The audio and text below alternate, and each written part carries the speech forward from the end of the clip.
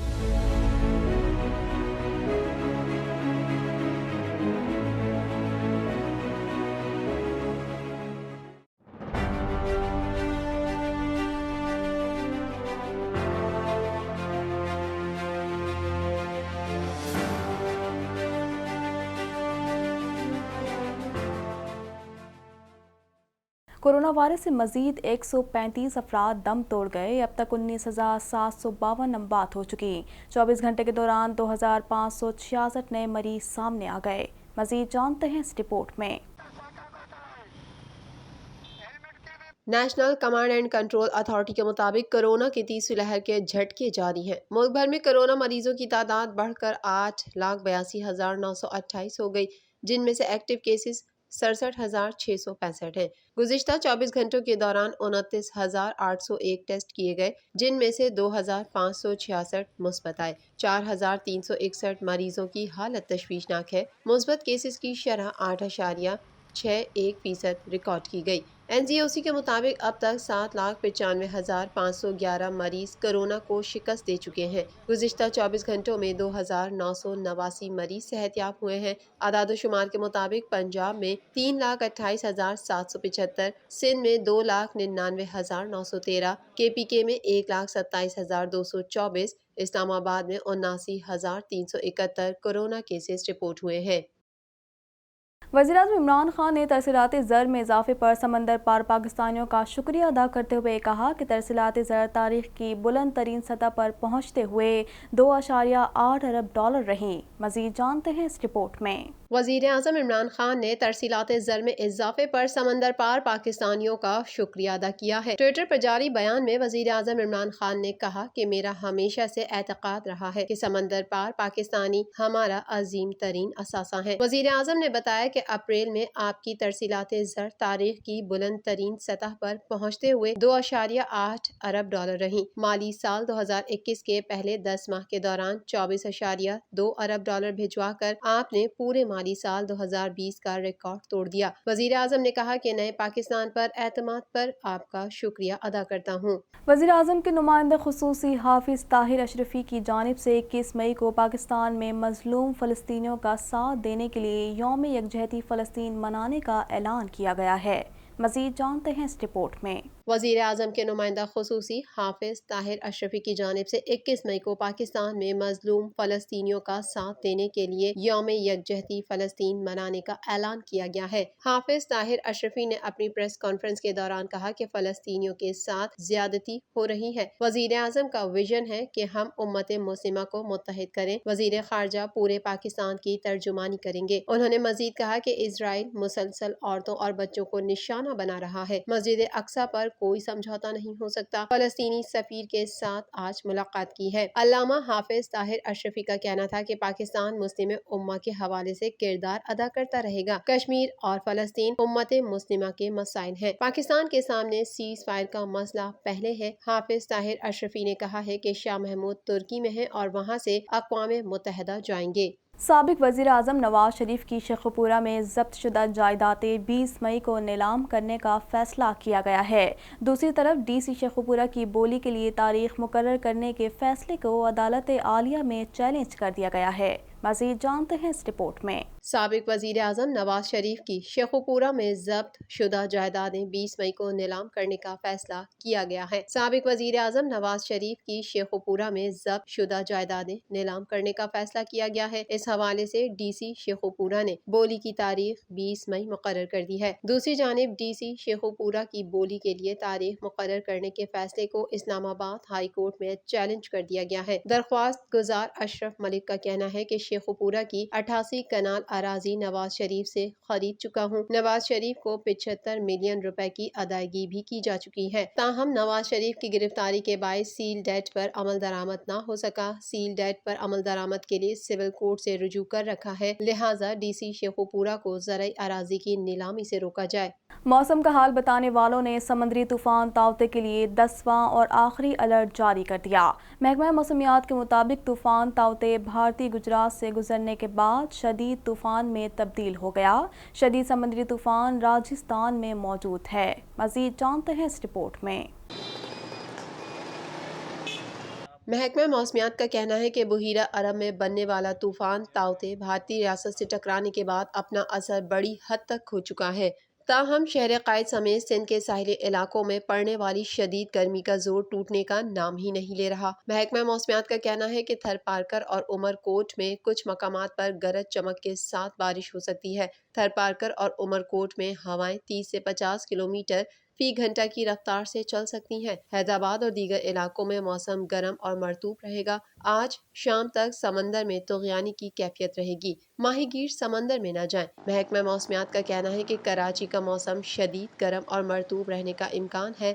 درجہ حرارت 40 سے 42 ڈگری کے درمیان رہ سکتا ہے۔ شمال اور شمال مشرق سے گرم ہوائیں چلیں گی۔ آئندہ 2 روز موسم مزید گرم اور مرطوب رہے گا۔ سمندری ہوائیں بحال ہونے سے گرمی کی شدت میں کمی آ جائے گی، جس کے بعد درجہ حرارت 36 سے 38 ڈگری کے درمیان رہے گا۔ سربراہ ایدھی فاؤنڈیشن نے فلسطین کے ویزے کے حصول کے بعد مصر کے ویزے کے لیے رجوع کر لیا۔ مصر کا ویزا ملتے ہی فیصل ایدھی اپنی ٹیم کے ہمراہ فلسطین بھائیوں کی امداد کے لیے فلسطین روانہ ہوں گے۔ مزید جانتے ہیں اس رپورٹ میں۔ دکھی انسانیت کی خدمت سے سرشار ایدھی فاؤنڈیشن کے سربراہ فیصل ایدھی اپنی 6 رکنی ٹیم کے ہمراہ فلسطینی بھائیوں کی امداد کے لیے فلسطین روانگی کے لیے تیار ہیں۔ اس ضمن میں فیصل ایدھی کی جانب سے ویزے کے لیے فلسطینی سفارت خانے سے رابطہ کیا گیا، جس کے بعد انہیں فلسطین کا ویزا مل گیا۔ نہیں، ایدھی فاؤنڈیشن کی تاریخ رہی ہے کہ ہم نے جو ہے وہ ہمیشہ کام کیا ہے۔ ایدھی صاحب نے جو ہے وہ لبنان میں جب لڑائی چل رہی تھی اسرائیل اور لبنان کی، تو ایدھی صاحب خود وہاں موجود تھے اور اپنی موجودگی میں انہوں نے بہت سارا کام کیا۔ اس کے علاوہ جو ہے وہ ہم 2011 مجھے یاد آتا ہے کہ ہم گئے ہوئے تھے شام بھی نہیں، سوری، جو ہے وہ مصر گئے ہوئے تھے، اور وہاں سے ہم نے کافی کوشش کی غزہ میں جانے کی جب 2011 کی لڑائی چل رہی تھی، لیکن ہمیں اجازت نہیں دی گئی، اور ایدھی صاحب کے ساتھ ہم مختلف جگہوں پہ جاتے رہے۔ علاوہ ازیں فیصل ایدھی نے مصر کے ویزے کے لیے بھی رجوع کر لیا ہے، اور اب انہیں مصر کے ویزے کا انتظار ہے، کیونکہ فیصل ایدھی اپنے ہمراہ امدادی سامان نہیں لے کر جا رہے۔ فلسطینی ایمبیسی نے ہمیں جو ہے وہ ویزا ایشو کر دیا ہے، اور وہ کافی کوآپریٹو ہے اور کافی جو ہے وہ مشغول ہے ہمارے، اور ہمارا مکمل طور پہ ساتھ دے رہے ہیں، اور مصری ایمبیسی سے جو ہے وہ ہماری بات چیت ان کے تھرو ہی چل رہی ہے، فلسطینی ایمبیسی کے تھرو، اور انہوں نے کہا ہے کہ ہم ان کو جو ہے وہ فیسیلیٹیٹ کریں گے، اور اب کل جو ہے وہ مصری ایمبیسی ہمیں امید ہے کہ ویزا دے دے گی، تو ہماری کل ہی جو ہے وہ ہم روانہ ہو جائیں گے یا پرسوں میکسیمم۔ فیصل ایدھی کا کہنا ہے کہ وہ امدادی سامان کی تمام خریداری مصر سے کریں گے۔ فیصل ایدھی کا کہنا تھا کہ ہم اپنے فلسطینی بھائیوں کی ہر طرح سے مدد کریں گے، جبکہ مزید رضاکار کی ضرورت پیش آنے پر پاکستان سے مزید رضاکار طلب کیے جائیں گے۔ فیصل ایدھی کا مزید کہنا تھا، نہیں، ہمارے ساتھ کچھ امدادی کارکن ہوں گے، ڈاکٹرز ہمارے ساتھ نہیں ہوں گے۔ اگلی ٹیم میں